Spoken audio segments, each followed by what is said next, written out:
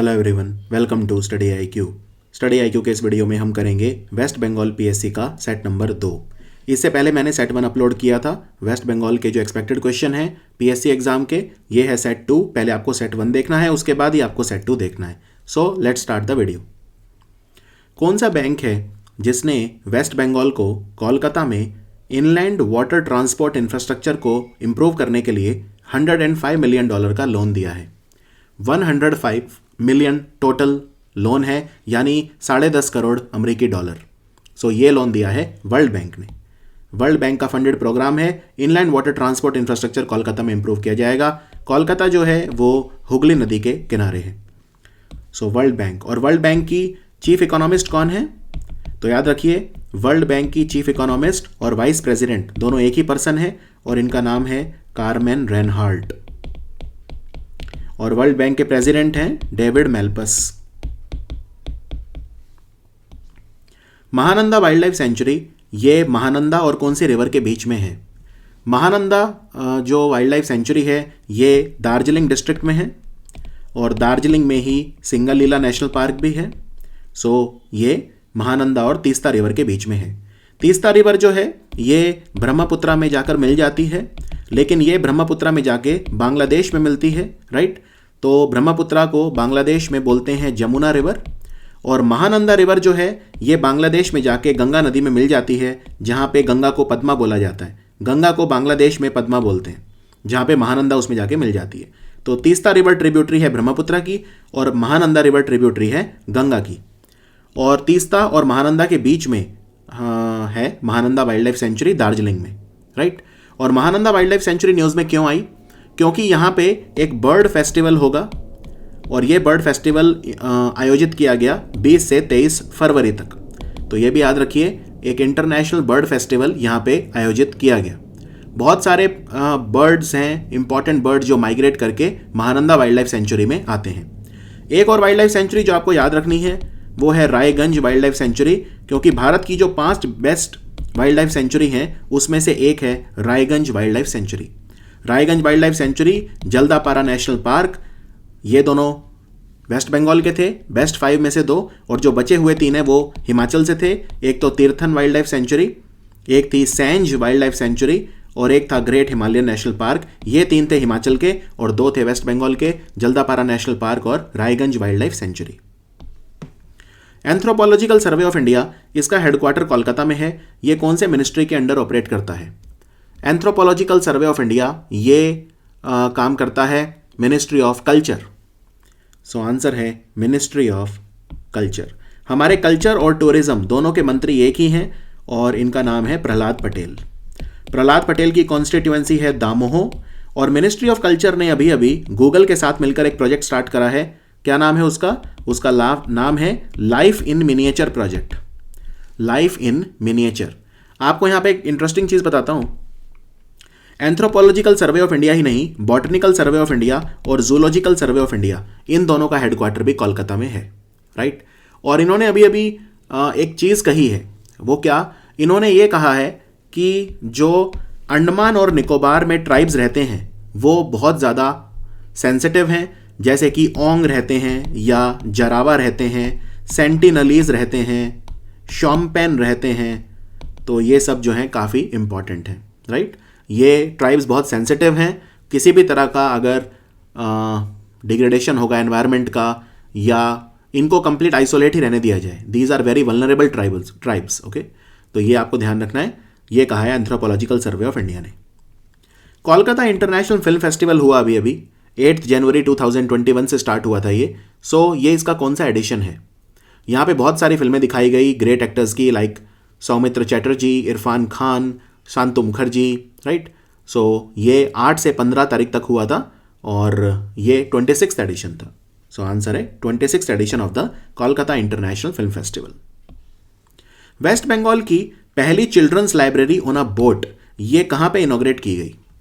Children's library on a boat, basically ये एक नाव के ऊपर बनाई हुई है, और ये जो बोट है ये ट्रैवल करेगी बेलूर मठ, राइट? बेलूर मठ से ट्रैवल करेगी ये, और बेलूर मठ से जाएगी और फिर वापस आएगी। सो ये मिलेनियम पार्क है एक, आपने सुना होगा कोलकाता में, मिलेनियम पार्क से बेलूर मठ तक जाएगी और वापस आएगी।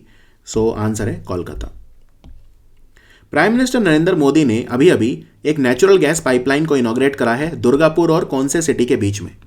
सो याद रखिए, ये जो पाइपलाइन है ये 348 किलोमीटर की पाइपलाइन है, 348 किलोमीटर, और ये बिहार के Dhobi, so Dhobi is a city in Bihar, वहाँ से लेके ये कनेक्ट करेगी Durgapur, right. Durgapur which is famous for Central Mechanical Engineering Research Institute and for the Durgapur steel plant also. और दुर्गापुर में जो CMERI है, यहाँ पे दुनिया का सबसे बड़ा सोलर ट्री भी लगाया गया था। सो धोबी टू दुर्गापुर। और ये जो पाइपलाइन है, राइट, ये जो पाइपलाइन है ये कौन सी कंपनी लगाती है सारी पाइपलाइन? ये लगाती है gas authority of India limited, और इस प्रोजेक्ट का नाम है ऊर्जा गंगा। ऊर्जा गंगा प्रोजेक्ट में पूरे इंडिया को कनेक्ट किया जा रहा है पाइपलाइन से। सो gas authority of India limited के चेयरमैन कौन है? मिस्टर मनोज जैन। भारत में 10 महारत्न कंपनी है, उनमें से एक है गेल। और हमारे तेल और गैस के मंत्री कौन है? धर्मेंद्र प्रधान। हावड़ा से लेके जो कालका ट्रेन चलती है, जिसको बोलते हैं हावड़ा टू कालका मेल, इसका नाम बदलकर अब क्या रख दिया गया है? सो याद रखिए, इसका नाम रखा गया है नेताजी एक्सप्रेस। नेताजी एक्सप्रेस। और आपको बता दूं, नेताजी सुभाष चंद्र बोस 23 जनवरी को पैदा हुए थे। 23 जनवरी उनकी बर्थ एनिवर्सरी है, और 23 जनवरी 2022 नेताजी की 125th बर्थ एनिवर्सरी सेलिब्रेट की जाएगी। इनफैक्ट ऐसी भी कहानी है कि नेताजी सुभाष चंद्र बोस जो हैं, उन्होंने भी इस ट्रेन में वो बैठे हुए हैं, राइट। ऐसी भी एक कहानी है। खैर, 23 जनवरी 2022 को 125th बर्थ एनिवर्सरी होगी नेताजी सुभाष चंद्र बोस की। अभी अभी 100th किसान रेल चली। किसान रेल जो है वो एग्रीकल्चर प्रोड्यूस लेके जाती है एक जगह से दूसरी जगह। तो जो पहली किसान रेल है वो कहाँ से कहाँ चली थी? वो चली थी देवलाली से दानापुर। ये काफ़ी इंपॉर्टेंट क्वेश्चन है, बहुत एग्जाम में आया था। देवलाली महाराष्ट्र में है, नासिक डिस्ट्रिक्ट, और दानापुर बिहार में है, पटना में। और 100th किसान रेल कहाँ से कहाँ तक चली है? तो ये चली वेस्ट बंगाल से और कहाँ तक? महाराष्ट्र। सो आंसर है महाराष्ट्र। बेसिकली ये संगोला से शालीमार तक चली। जो संगोला है ये महाराष्ट्र में है, और शालीमार जो है ये वेस्ट बंगाल में है। तो ये जो है संगोला से शालीमार के बीच में चली, और बहुत सारे प्रोडक्ट्स लेके ये गई थी, जैसे onion, chillies, capsicum, cabbage, cauliflower, grapes, oranges वगैरह, यानी फ्रूट्स एंड वेजिटेबल्स। कौन सी कंपनी है जिसने इंडिया का 8th hydrocarbon producing basin West Bengal में इनॉग्रेट करा है?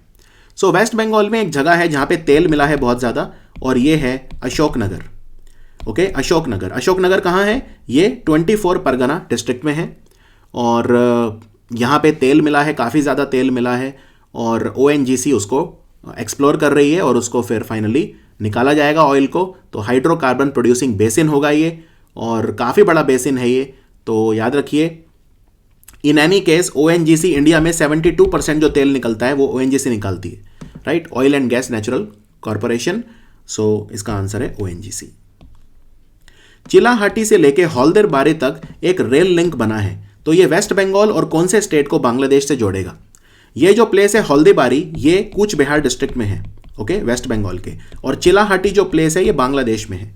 सो चिलाहाटी से हॉल्दीबारी तक जो लिंक है ये बांग्लादेश को कनेक्ट करेगा कूच बिहार से, और फर्दर ये कनेक्ट करेगा असम को। सो आंसर है इसका असम। चिलाहाटी से हॉल्दीबारी ये ब्रॉड गेज रूट है, जो बेसिकली पहले चलता था लेकिन बाद में बंद कर दिया गया था। अब इसको फाइनली रिवाइव किया जा रहा है। राधिका रंजन प्रामाणिक, इनकी डेथ हो गई। ये 5 बार MP थे, मेंबर ऑफ पार्लियामेंट। कौन सी कॉन्स्टिट्यूएंसी से? वेस्ट बंगाल की। सो ये है Mathurapur constituency.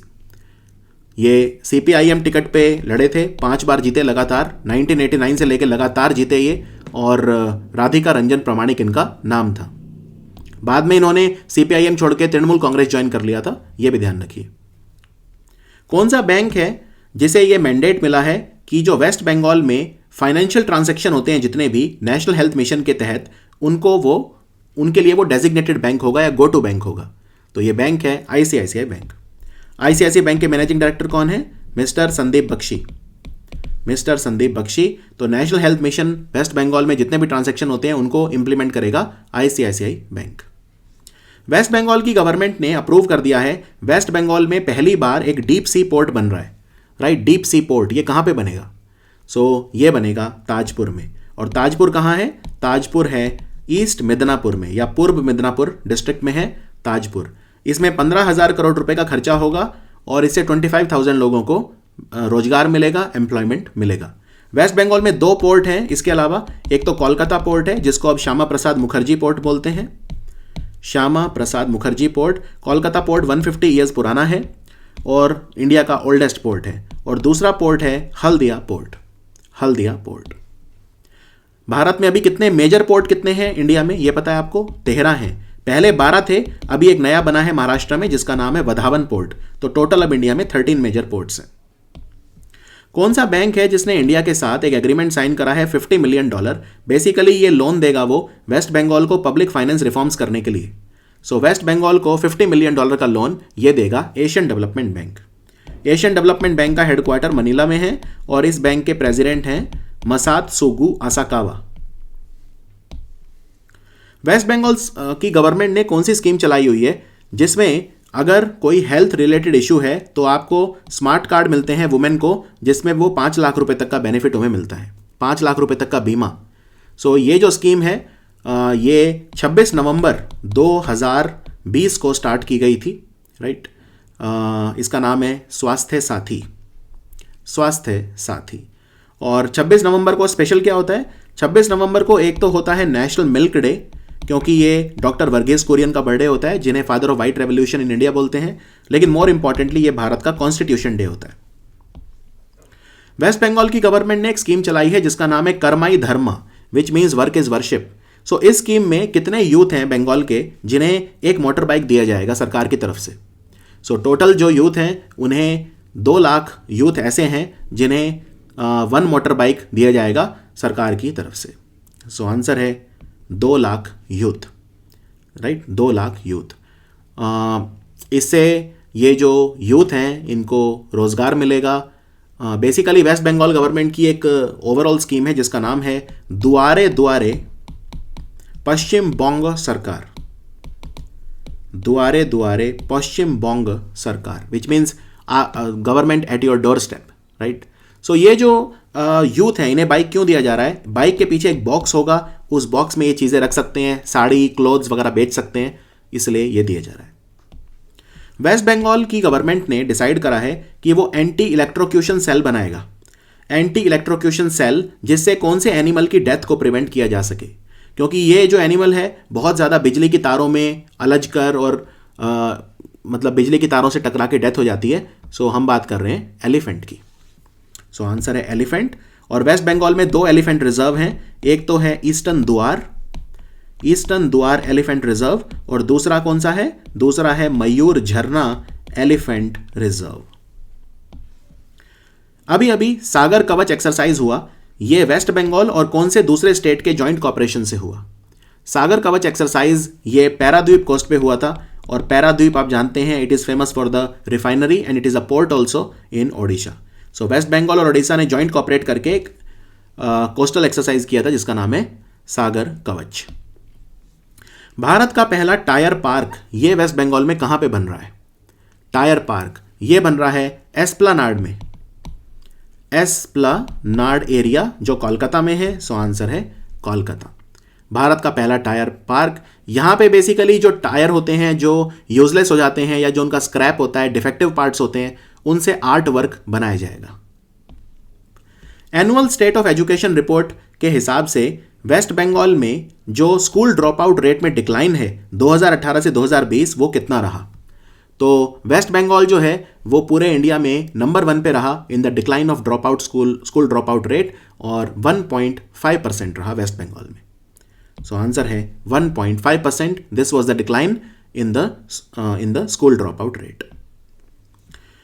Kolkata international book fair, right, ये कौन सी बार हुआ था? अभी अभी 2021 में ये होगा, जुलाई में होगा actually, central park ground of salt lake.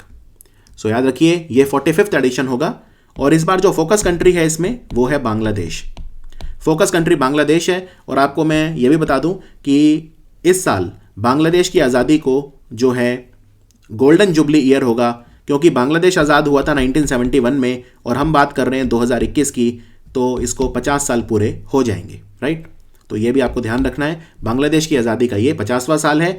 और जो पिछला साल था 2020, वो 100th एनिवर्सरी थी शेख मुजीबुर रहमान की। एंड शेख मुजीबुर रहमान जो है उन्हें बांग्लादेश का फादर बोलते हैं। अभी जो बांग्लादेश की प्रधानमंत्री हैं शेख हसीना, ये उनके फादर थे शेख मुजीबुर रहमान। और शेख मुजीबुर रहमान के उनकी लाइफ के ऊपर, उनके जीवन पर एक फिल्म बनेगी और इस फिल्म को बनाएगा कौन? श्याम बेनेगल। ये भी ध्यान रखिए, श्याम बेनेगल, एक इंडिया और बांग्लादेश मिलकर फिल्म बनाएंगे शेख मुजीबुर रहमान के जीवन पर और उसको बनाएंगे श्याम बेनेगल। और शेख मुजीबुर रहमान को बंगबंधु भी कहा जाता था, बंगबंधु। इनकी पार्टी का नाम था आवामी लीग, जो अभी बांग्लादेश में रूलिंग पार्टी है। सो ये था हमारा वेस्ट बंगाल का सेट नंबर 2। आपको ये सेट कैसा लगा मुझे कमेंट्स में लिख के जरूर बताइए। हमारा एक वेस्ट बंगाल पीसीएस के लिए पेड कोर्स भी आता है, जिसका लिंक मैंने नीचे डिस्क्रिप्शन में दे दिया है। उसमें मैंने ही पढ़ाया है वेस्ट बंगाल का जीके। सो अगर आपको उसको लेना चाहते हैं तो नीचे हमने कमेंट्स में लिंक दे दिया है, लेकिन ये पूरी तरह से फ्री क्रैश कोर्स है जो मैं लेके आ रहा हूँ। So see you in set 3। Thank you for watching West Bengal expected question video.